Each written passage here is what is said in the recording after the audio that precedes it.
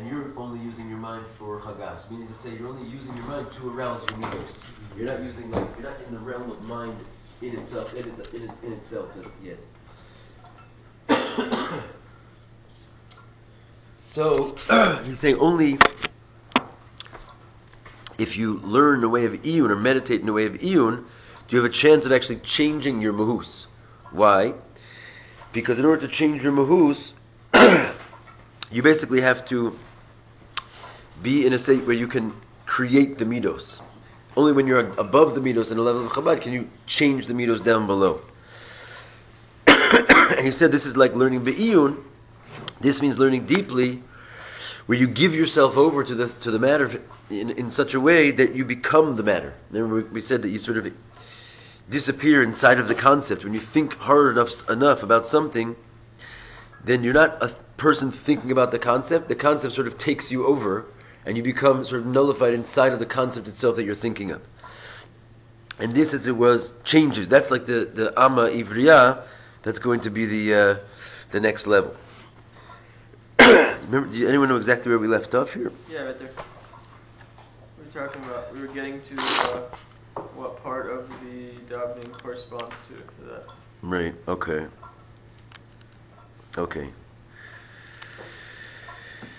Right. So we'll take it from 1, 2, 3, 4, 5, 6, 7, 8 lines up from the bottom of page 77. In the case of the Eved Ivri, you're just learning about the subject like in a topical way, meditating in a topical way, like we said, lagirsa, and you eino mosev v'nosein es atzmo. You don't give yourself over el haseichel to the idea, la'avino la'asigo, to grasp it and understand it, ad shi'ad na'aseh mohuso, right, until it becomes your very essence. Ki im nishar mohuso akodemes, you remain in your previous state, just a person with your own nature thinking about these ideas. And for bleibt in sein mahus, you remain in your own mahus. Ella shumevin as a seichel, but what? You understand a concept. You haven't sort of been taken over by the concept. Kamo kein hu gam b'hizbonus t'pesuki d'zimra. And this, when it comes to davening, we said all these levels exist in the davening. This is also found in the type of meditation that you hit when you go to Pesuki de Zimra, the verses of praise. It's not so deep thinking in such a way that you become one with the thing. To the point that you become, that your whole inyan becomes one with the concept that you're grasping. And if you would basically deepen your thoughts, which doesn't happen yet at the level of Pesuki de Zimra. If you would, you would be creating new midos kafiya seichel, according to the seichel. The idea is when you go up into the Chabad and you sort of meditate deeply on a concept, then that is what allows you to have, so to speak, new midos, because the midos are born out of the intellect. Whereas if you're just arousing the midah that you already have, according to your nature, all you can do is arouse that midah, but you can't make a new one. So then rather, what is your meditation? It's only at the level of, as it says, quote, that Liolam Yisadar Adam Shivcha Shamakum means a person should organize their praises of God. Yisader Dafka, Daika. Which means you're not basically deeply meditating, you're just putting things in order in your mind. Shemor ala sidr, right? It refers to the basically organized thought, but it's not very deep thought. You're just organizing hainyanim bilvad, just sort of putting things in a row. You're thinking about it in like a sort of casual way, like you would learn begirsa, right? You're going through the motions and you're putting thought in and understanding it. Otherwise, we said it's not called Torah at all, but here you're just laying it out. Shu al derech limud lemigares. That's like learning begirsa is the level of Pesuki de Zimra. And therefore, the midos that come out, they don't come out really born from the seichel. The seichel just arouses the midah that's already there. Kiv sha seichel hu rak hamaorer es midos. It just arouses the midos. V'lechein ein b'zeh shina mahus. Therefore, there's no change of mahus. Uva open kazeh hi avoda de bechinas eved ivri. And this is the level of the eved ivri. Amnam avoda de bechinas ama ivriyar. The avoda of the female slave. Hi ba'ofen shenayse gam shina mahus. So here we get to the level of actually changing yourself. V'hainu shavodasu laHashem hi ba'ofen shalozu bilvad she'enu b'derech kafiyah bilvad. So now, your service to Hashem is not merely on a level of forcing yourself, which we said was the avodah of the Eved Kanani. Ki'im ba'ofen sheyesh lo b'zeh gam hergish alev. But clearly you also have a feeling for it in your heart. In other words, you're doing it because you want to, not because you have the fear of the whip. Ela od yoser, but even more so, shenas es lo shina mahus. You get this thing called this shinoi hamahus, change of the essence. V'hainu she'ein zeh rak ba'ofen she'im hu b'tev ha'ispashtus. This is not in such a way merely that if you have the nature of expansion or chesed, as I over the savaya bispash, then you serve Hashem with that level, same level of expansion. Instead of doing something else with it, you serve with Hashem. V'imu b'tev ha'kivutz. And if you have a sort of contracted nature, azai over the savaya b'kivutz, then you'll serve Hashem with kivutz. Right? Which, what does it mean to serve Hashem with kivutz? With a gevura hu in yira shamayim. You have a certain like fear of heaven over you. In other words, if you take it from like sort of a discipline in the worldly things and you turn it into kedusha, that could turn into using your natural midas for God, which is called yira shamayim. So that's just the Eved Ivri, like we've been saying. But that's ela shagam the ama ivriya. Shagam imhu b'teva hakivut yechol lavod savaya gam b'ispashtus. You get to put it, if your nature is gevura, you're able nonetheless to serve Hashem with chesed. Lishavodah so po'elis shino mahus, because the type of work you're doing affects a complete transformation of yourself. You're thinking deeply enough to become a different person, is to go out of your limitations. Just like we said by the other two, physically you can see their work. It translates spiritually. So too with the female slave, bagashmias, bebishul utzliya. What does she do? She cooks basically and roasts. And in doing so, she makes the food that he brought in from the field, which is like your godly emotions, makes it now fit to eat. It changes it from being grain to being food. And that's what it means to change the nature of something. You actually take the grain and turn it into something else. Turn it into something edible. Internalizable. So that's like taking your emotions and transforming them to what? Transforming love to fear and fear to love. Taking the natural thing that you took in from outside in. The outside is like your use of it for animalistic things. Bringing it in is your use of it for godly things.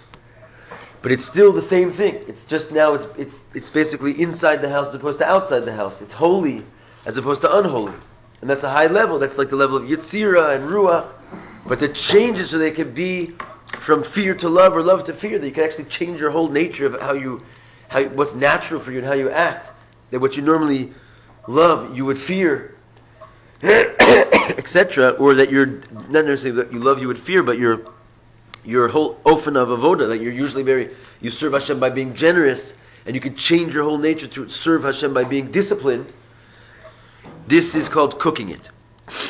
Is this Krishma? Yeah.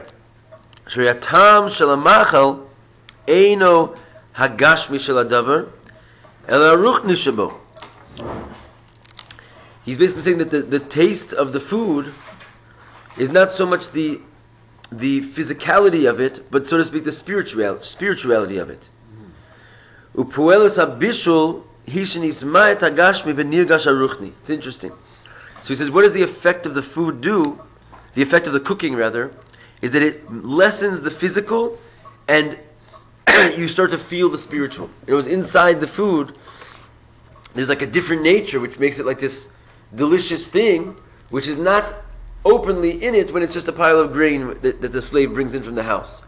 When it's just a pile of grain, it's like the raw gashmias of the thing, and you sort of have to work with it and change it to bring out its more spiritual nature, which is the taste of the food, that it has like this special quality of pleasure in it and so forth, but it's not clearly seen from just a pile of grain. So by cooking it, what you're doing is you're basically nullifying, minimizing the physical nature of it, and therefore releasing the spiritual nature, and makes the spiritual aspect be felt. And he says, "Kamo kein hu gam ba'avodas ama ivriya baruchnes." This is what the spiritual service of the female slave is as well. Not just physically she does this, but spiritually. Sha'avoda hi ba'ofen shepo'eles shino mahus, that she changes the actual nature of your midos themselves. You no longer have that nature. You can have another nature.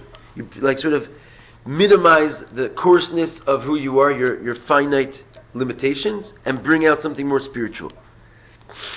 V'ulafi sha'avoda shelo hi b'mochen Chabad. And where does she get this quality? She represents working with the Chabad.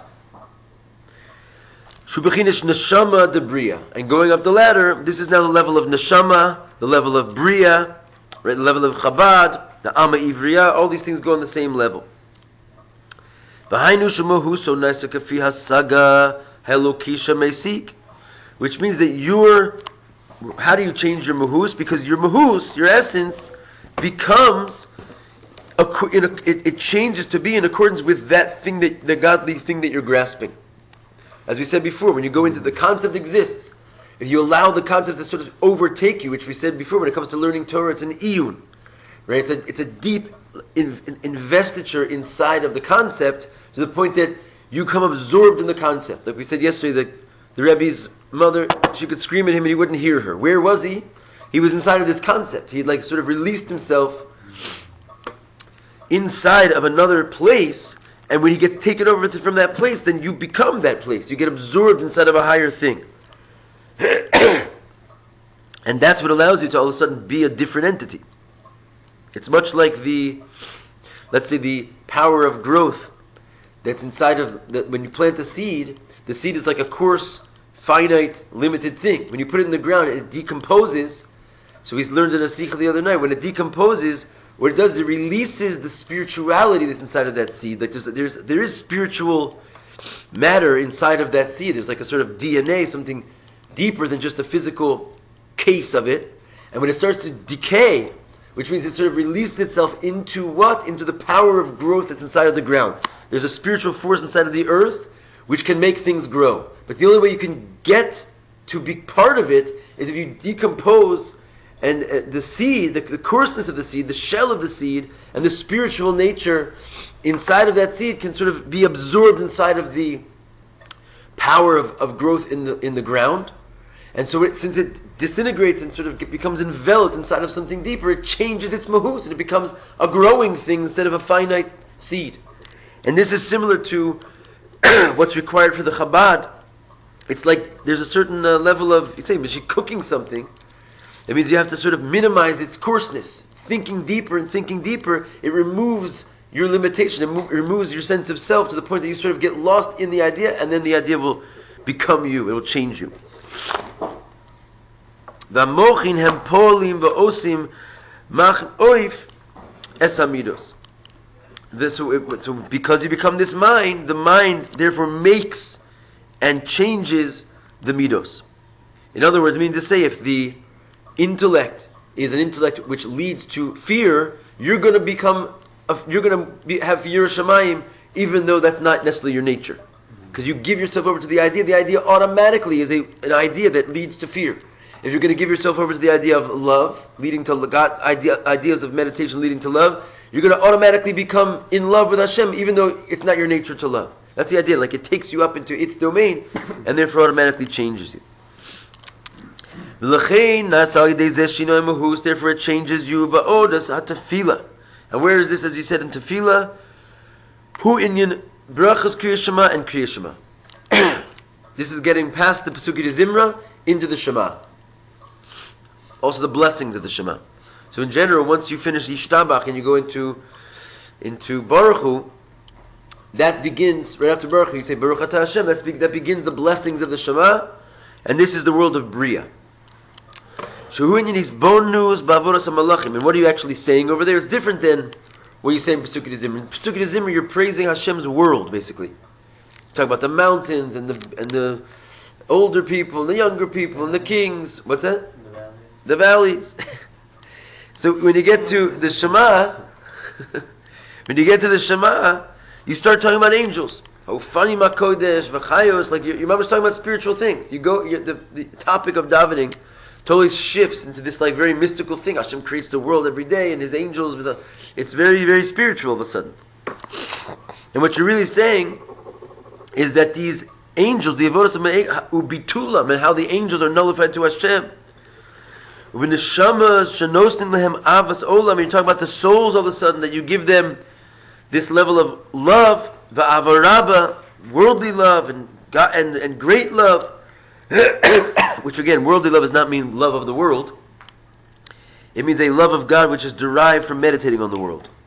And then avaraba, which is a kind of great love, meditating on Hashem as He is existing beyond the world, not based on how Hashem as He makes the world and how wonderful He is because He makes the world, but how high He is as He's beyond the whole world.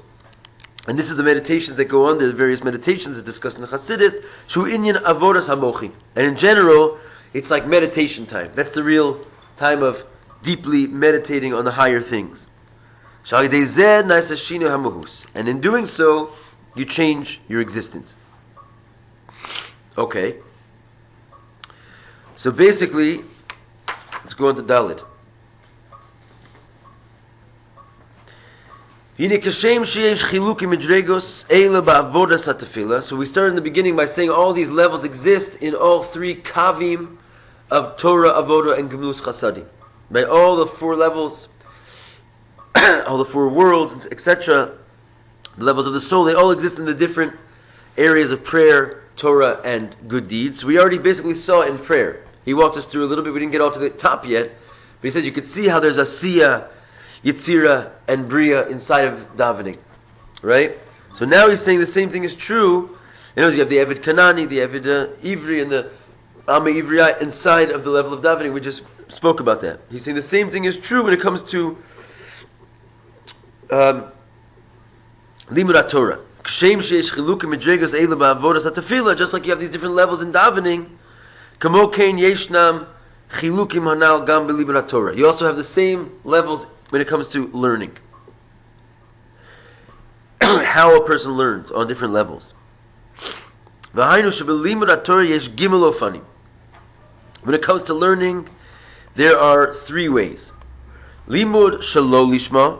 There's something called learning not for the sake of heaven, or not lishma, we'll just call it, not for the sake of Torah, you could say. Limud stam. Right? And then there's just learning, period, which means you're not learning not for the sake of the Torah, you're not learning for the sake of the Torah, you're just learning. Whereas learning lo lishma, we're going to see is like you're learning for some side purpose. Learning lishma is you're learning for the sake of the Torah. Learning stam is you're not particularly having a kavanah one way or the other, you're in the middle.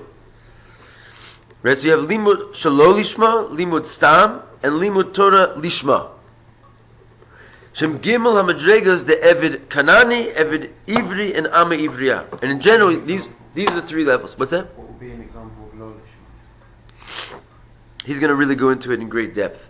So we'll just hold on one second. The first one, Lo Lishma? On all of them. But yeah, Lo Lishma means not for the sake of the Torah. For cookies. For cookies. Cake. Pickles. Where do we get the pickles and cake when we learn? When you finish. Let's get to it. We've been at this for a while. Well, let's learn so I get the pickles. I would learn for a coffee right now if that was an option. Anyway, no. Chas v'shalom. Anyway, so he says, Ubeprati is Yoser. How are we doing? Heating it up? Okay, Ubeprati is Yoser. Even if it's lukewarm, it would be okay. Okay, Chevra. Ubeprati is Yoser. Hine, in more detail, Li Murat Torah Shelo Lishma Gufa Yesh Kam Madrikas. Okay, so Aleph, he's going to go way into this. When it comes to learning Shelo Lishma, I'm not going to really translate it because it means not for its sake. Okay, but let's just, from now on, I'm just going to say Lo Lishma. When it comes to Livud Torah Shelo Lishma itself, Gufa Yesh Kam Madrigas. So just like we said, if you remember the Eved Kanani, we talked about so many different levels of the Eved Kanani. Someone who's a Beinani, someone who's a Rasha V'Tovlo, someone who's at varying levels of Rasha V'Tovlo, and someone who's a Rasha Chas V'Shalom V'Ralo. So too when it comes to Lo Lishma, which is the Eved Kanani level of learning Torah, there's many levels of Lo Lishma. Which are they? What are they? He says, Madrega Yoser Nailis. It's nice, he starts us from the top. The highest level of Shelo Lishma, it's really interesting. Shalom es Torah bishvil leida es amaisa asher yasun. Don't get any funny ideas here, because this normally you would think this is mamash the way to go. But he's saying this is Lo Lishma, which is what? Learning Torah in order to know what to do. That is considered learning not for the sake of heaven, basically. Not for the sake of the Torah. Which means you're trying to know the halacha. Seemingly that's probably a good reason to learn Torah, no? Nope. That's called Eved Kanani Lo Lishma. Thank you so much, really. It's, gonna help out a little bit there. Shalimud Zeh Nikra Shelo Lishma. Learning to find out the halacha, learn to find out what to do, is called Lo Lishma. Lefi Shalimudo B'Torah Eino Mitzad Torah Atzman. How can that be? Because you're learning Torah not for the Torah itself. Kim leida es amaisa. You're learning the Torah to know something from the Torah, to get like a side benefit. This is not necessarily a bad side benefit; it's a holy side benefit. But your occupation with the Torah is for something else. It's not for the Torah. That's what I mean. Lishma means for it. So lo lishma means not for it. I'm learning this to get something else, even though it's mitzvahs that I'm trying to get out of it. That's not Torah, and therefore it's a secondary, so to speak, item from the Torah itself.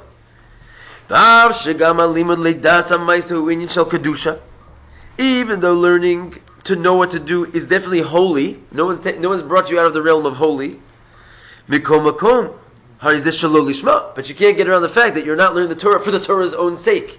You're learning the Torah to get something out of it. There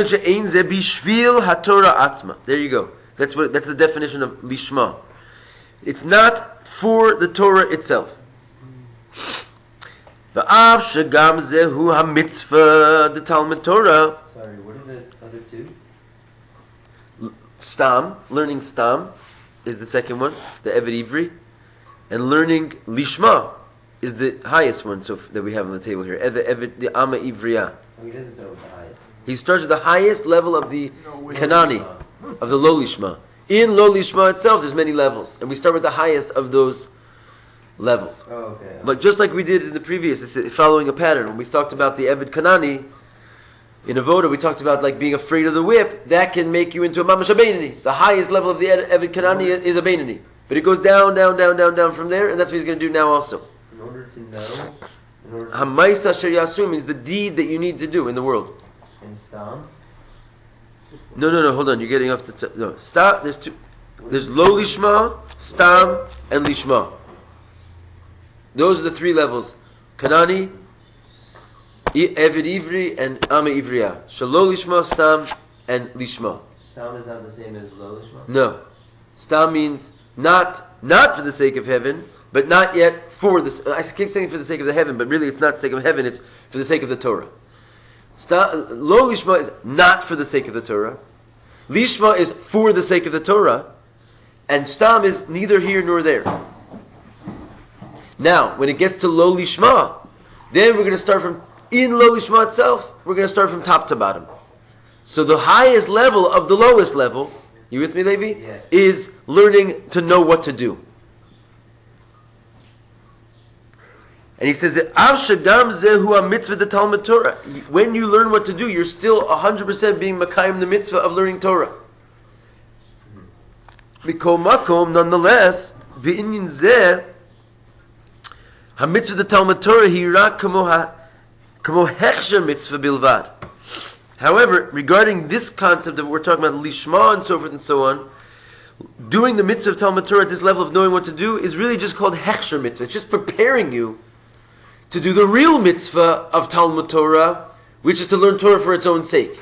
So you can't learn Torah for its own sake unless you're basically learning Torah. So you have to. So maybe you approach the Torah to learn a halacha, which means to know what to do. So, okay, it's Talmud Torah, but in the capacity that we're talking about, that's just a setup in order to be able to learn a halacha for the real reason, which is to learn halacha not to know what to do, but to learn halacha because you're learning the Torah, period. You're learning halacha for the sake of learning.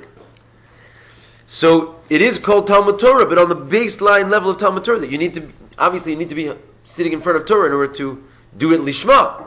But at the time that you're just learning in order to know, it's just a preparation to learn lishma. And therefore it can still be called in the category of limud Torah. You're still following the halacha, but at the level we're talking about, it's merely a preparation.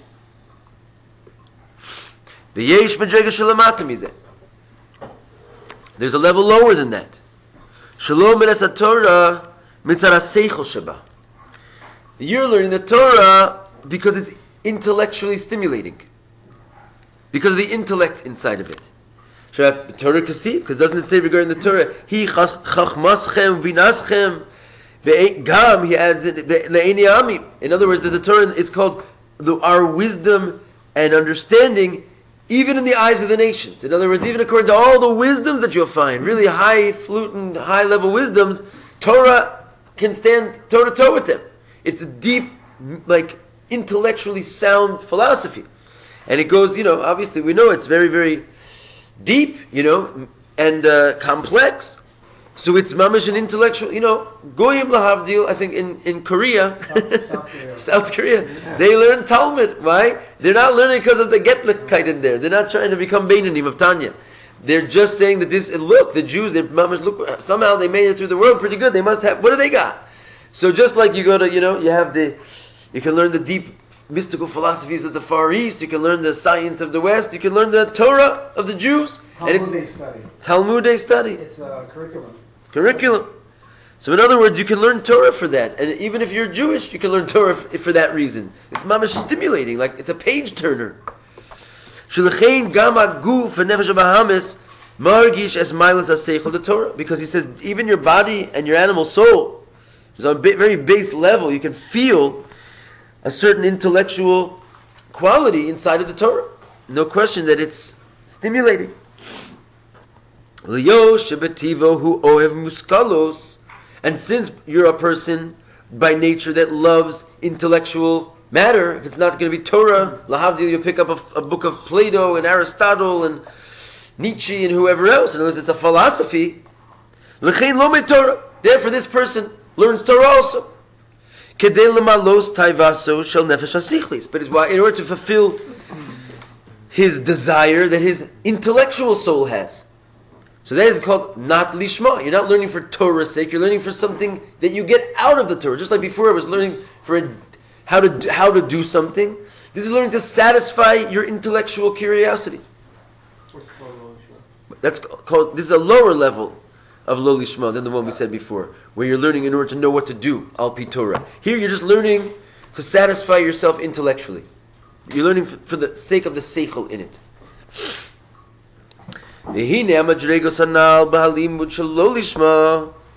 So those two levels, which are in the realm of not for its own sake, there's still four things that are within Torah itself. Meaning, you haven't gone that far yet. Both learning in order to know what to do, also learning in order to get the intellectual matter out of it. They're both something that Torah itself has inside of it. Because just like the deeds that you have to learn are definitely something that the Torah has inside of it, so too the intellectual property is something that the Torah has inside of it. It's still part of Torah, that it's not totally foreign, like not for the sake of Torah in the sense that you're going outside, you're doing something for something other than Torah, because the intellectual properties of Torah is also a part of Torah. It's just that you're not learning for the sake of the Torah, you're learning for the sake of this intellectual stimulation. You're not learning for the Torah, you're learning for the sake of to know what to do. So it's not for Torah itself, but those two things in particular, there's still something that Torah has inside of it. So you haven't left the playing field of Torah. But there's a level lower than this in lo lishma. For example, you're learning Torah because you get paid to teach Torah.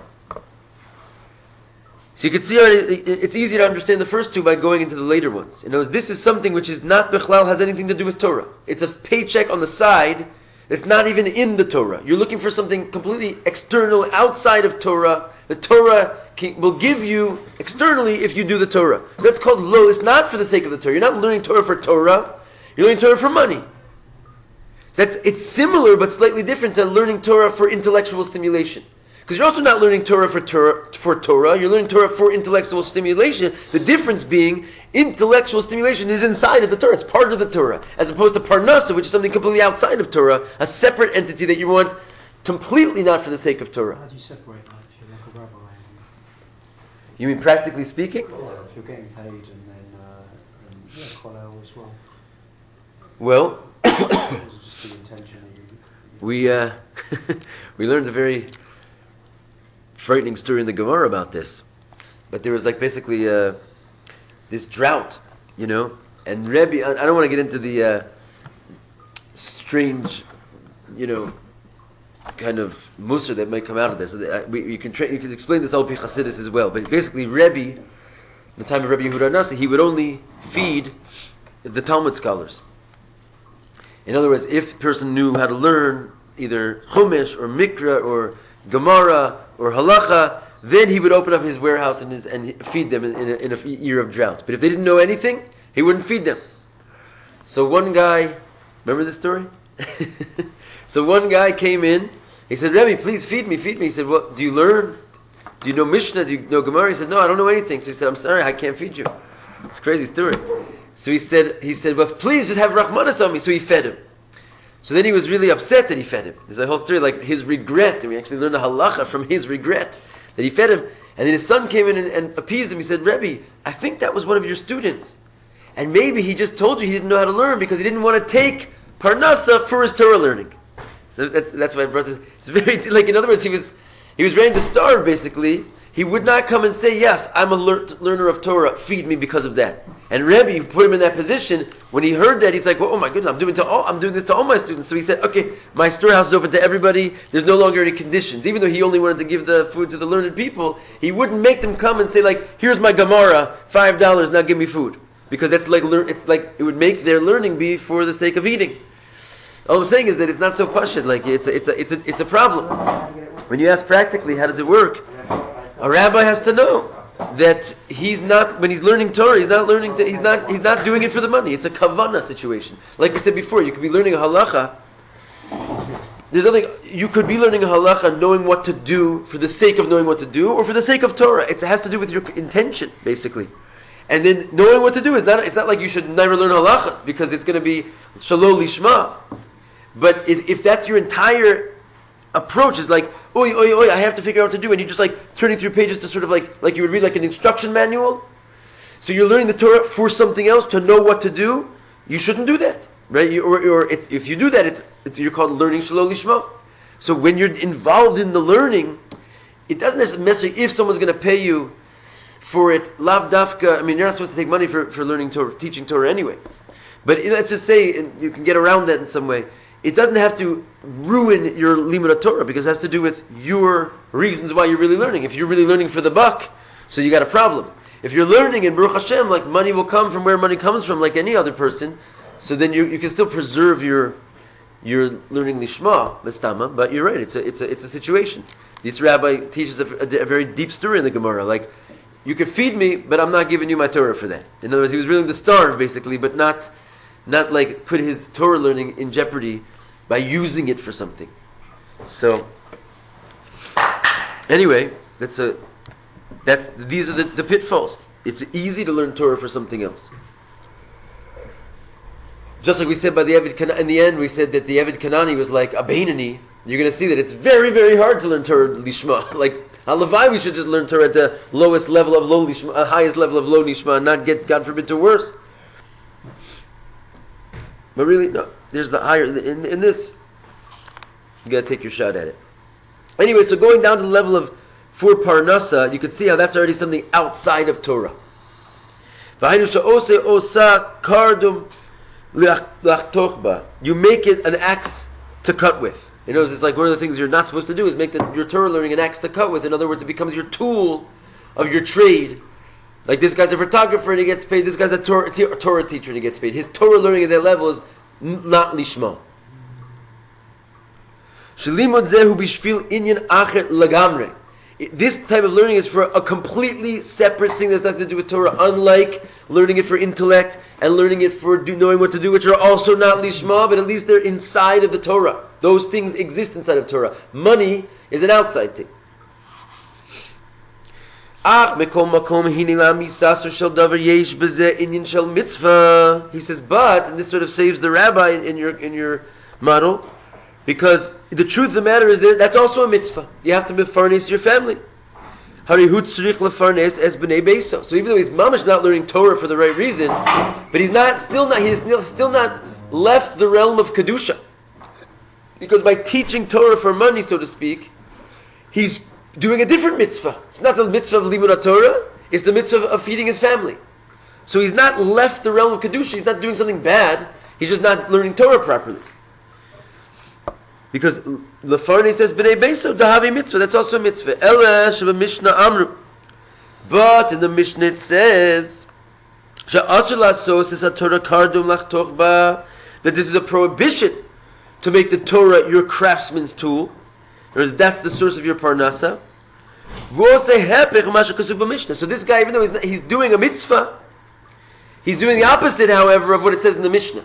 So he's already really gone out of the realm of kedusha to some degree, because he's like, now he's going against the rulings of the Torah. He's still using it for a holy thing and even a mitzvah, but he's already, you can see that it's already like dropping out to the realm where it's lo lishma, is starting to have a negative effect on his character, because he's going against the instructions of the Torah now on a certain level. What about somebody whose job basically is like a Torah job? They're a moil, they're a shochet or something. Being a moil or shochet has nothing to do with this conversation, because they're not learning Torah. They're cutting things off, right? And they're shechting things. But meaning to say that learning, that's for, if they're going to learn in order to know how to do that job, you're saying? Yeah. If they're purely learning only to do that job, then that would go into the first level of lo lishma. They're learning in order to know what to do. They're not learning for Torah. They're not learning for the sake of the Torah. They're learning to get something out of the Torah. It happens to be that what they're getting out of the Torah is okay. It's a mitzvah. They're doing mitzvahs, but that if they're learning, and that's the reason for their learning, an only reason, it's called learning lo lishma. That's the definition of. I know it's kind of an interesting thing. I used to do it every day. To know what to do. It was, for Sefer. But still, there's obviously learning halacha. Look, you can't say that learning halacha is automatically in the definition of lo lishma. I don't think that's what it means. Right? It means that your whole purpose of learning is not in order to be learning Torah right now. You have a secondary agenda, and it's only to know what to do. You see what I'm saying? Mm-hmm. So you really want to be doing mitzvahs. It's just that you need to use the Torah for something other than Torah's sake, to get something out of it, to get the information out of the Torah, or to get to this delightful intellectual experience out of the Torah. You're trying to get something out of the Torah. We'll understand it more when we finally understand what lishma really is. But the point we're just trying to say here is that whether it's for holy purposes or unholy purposes, you're trying to get something from the Torah as opposed to do it for Torah itself. And that thing you're trying to get could be mamish a high level, it could be a mitzvah, or it could even be money that you're going to use for a mitzvah, but you start to descend to the level of more and more and more. You're trying to take something which is b'chlal not shayach to Torah out of the Torah. For example, in this case, money.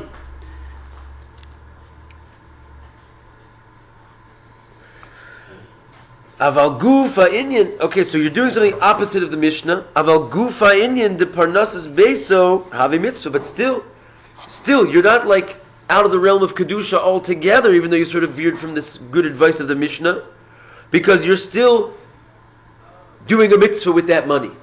Your whole purpose of taking something out of the Torah is for the sake of God. You're feeding your family. But however, it's not so pretty because you're doing it in a prohibited way. So this is like kind of a weird middle level. This is definitely a level of like a Rasha on some level. Is the third level now? Third level down. We basically we're done with that level. But I'm just saying this level is funny because on one hand you're going against the Mishnah, you're learning and you're using the Torah as an axe to grind with, On the other hand, the thing that you're grinding is the fact that you're grinding in order to get your food on your table. That itself is a mitzvah. So it's like you got to a gray area there, which is his whole point. It's a slippery slope. It goes lower and lower and lower. Once you start learning for the wrong reason, you could fall into all these levels. Yeah. Also, there's another, to say here, the lowest level for learning for Parnas also. We're going down. It gets even worse. It gets much worse. Yesh medrega shelamatmis. There's a lower level than this. Shalomin al manas lis yair. You're learning in order to be the man. You're learning in order to brag. You're learning in order to go around and sit and look like a Talmud Chacham and talk like a Talmud Chacham. Shikru Chacham. That people will call you, there goes a wise man. V'rav, there goes a rabbi. Right? And this is also mamish. This is the classic definition of learning lo lishma, by the way. Like in halacha, it says you're not supposed to learn Torah in order to be called a rav. What is the word? Manas Lisyaya means to be prideful. Shikruhu chacham. They'll call him a chacham and rav. So you can see already that's mamish a selfish thing. You're learning Torah completely for yourself because you want to get something out of it. Before you were doing for your family, it was a mitzvah. Like even if you want to say that you weren't learning the Torah properly, maybe even an ofen ha'aser in a prohibited way, it wasn't mamish for you. You were just using it as an axe to grind with, like to do a mitzvah with. Here, your whole intention is basically to get something nasty out of the Torah. Not only are you using the Torah not for itself, you're using the Torah to prop yourself up with something holy in a prohibited way, because you're not allowed to learn Torah for that reason. So this gets pretty nasty. However, you're still in the realm of Rav and Chacham. In other words, you're not okay. It gets worse. Is the point? Yesh medrega shalamatim. All this is in lo lishma. There's a lower level than this. Shalomed al manas lakanter. You learning. This is the lowest level. No, there's another one. Oh my. He's saying you're learning al manas lakanter. He says, wow. What? It's basic. No, it means to like. To argue, basically, to make problems. Oh no. In other words, you're learning Torah, like in order to go be the women of the wall. If I don't mind just calling them out on this one, right? In other words, not necessarily. It's like they want to learn Torah, really, so they can go talk to the rabbis and tell them that their religion is the true one, right? And they have to be very learned. They make yeshivas for this. And you can go learn all day long, 24 hours a day in a conservative yeshiva, so to speak. And what are you learning over there? You're learning enough materials that if a rabbi will criticize you or challenge you, you'll have a few moments of ability to talk back and challenge and argue and push your point and make sure that you have enough material to argue with the Torah, basically. Because it's coming with a new sheet in Torah. It's not Torah. Right? Because if it was Torah, it would look like the Torah of antiquity. It's a new Torah, and you can learn in mamish all day long, and it's all l'shalom lishma. It's learning in order to be able to argue with the Torah. And mamish, don't say it's so strange. Just people living their lives on this level of learning Torah. It's like the atheist debaters. Really? Yeah. The atheist debater is a perfect example, right? You have to learn a heck of a lot about religion if you want to debate religious people, and if you want to hold on as an atheist, you need to learn all of it. It's like also the same by us. You're not allowed to learn about avodah zarah. A regular Jew is not allowed to go check out, Buddha and how you worship him. It's an usher. But if you're on the Sanhedrin, you have to, because you have to be able to judge whether or not this is idol worship or not. So it's it requires a whole lot of learning to know what's wrong, and that's basically what it means to learn in order to challenge. Basically. Right. It's learning for something other than the Torah. Listen, I love my fellow Jews over there. It pains me to say it, but this is the crazy situation that we find ourselves in. It started a couple hundred years ago.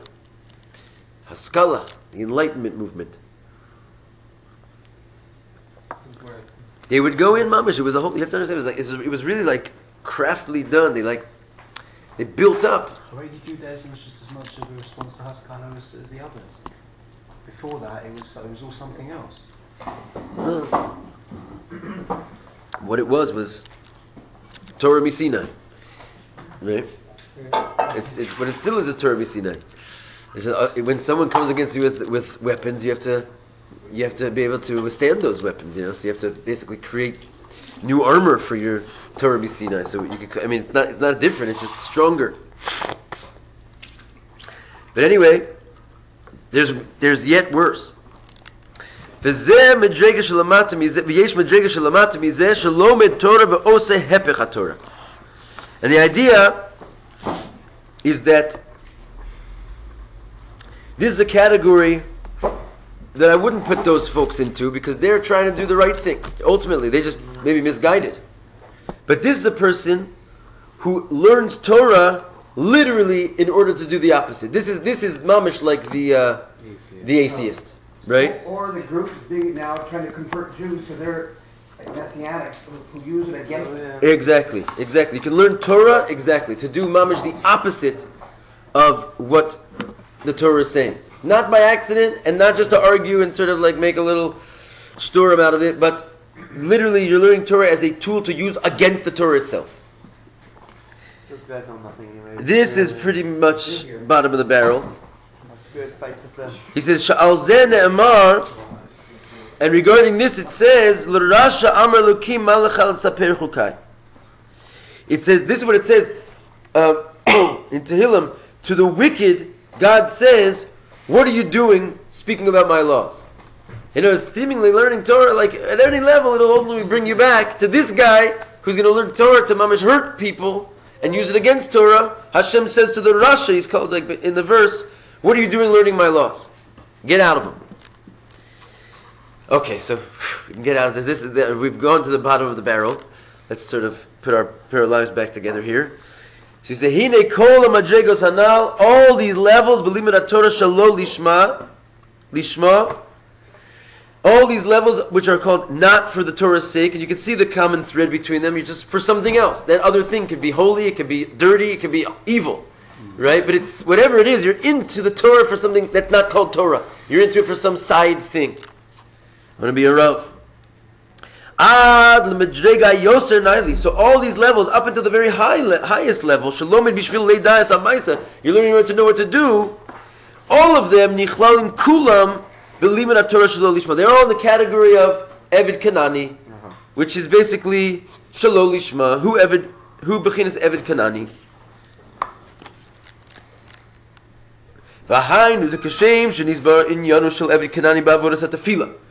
Which means that just like we explained the level of the Evid Kanani when it came to prayer, Shekol Avodaso Hirak Mitzad Yiras Hashevet, that his whole service is only from the fear of the whip. If you remember, he's doing it for an outside reason. If it was up to him, he would not be there. But the actual avoda itself, he has no feeling for it. The whole thing is contrived from force. The same thing is true when it comes to the Evid Kanani in learning Torah. Shalom Torah bishvil eza penia. He's learning Torah for some outside reason. It's not coming from the thing itself. He's not in the thing itself. He's in the thing itself for something outside. Hainu bishvil davar ma shechutz l'Torah. He's doing it for something outside of Torah. Just like this Evid Kanani, he's doing all of his avoda for something outside, other than the avoda itself. He's doing it because of an outside reason. So too in Limud Torah, he's doing it because of an outside reason. Which is definitely going to come handy when we talk about the idea of the next level, which is taking from outside inside. Remember the Evid Ivri, he brings from the outside inside. So this is very clear to see all these things are outside. Like this, the wheat is still in the field at this level. It's an outside Inyan. It's not for the thing itself. I'm not davening because I want to daven. I'm davening because I'm forced, the whip. I'm not learning because I want the Torah. I'm learning it because I want some outside thing. I want to be called a Rav.